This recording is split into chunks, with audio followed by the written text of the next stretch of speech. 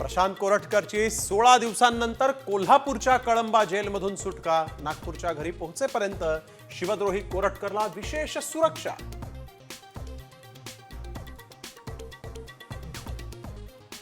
मुलींची पहिली शाळा थोरले प्रताप सिंग महाराजांनी सुरू केली. फुलेंनी त्यांचं अनुकरण केलं. खासदार उदयनराजेंचं वादग्रस्त विधान.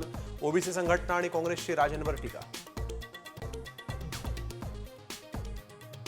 नारायण राणेंना जेवणाच्या ताटावरून उठावून अटक. तो क्षण मोबाईलमध्ये सेव्ह करून ठेवलाय. परतफेड करणारच नितेश राणेंचा उद्धव ठाकरेंना इशारा.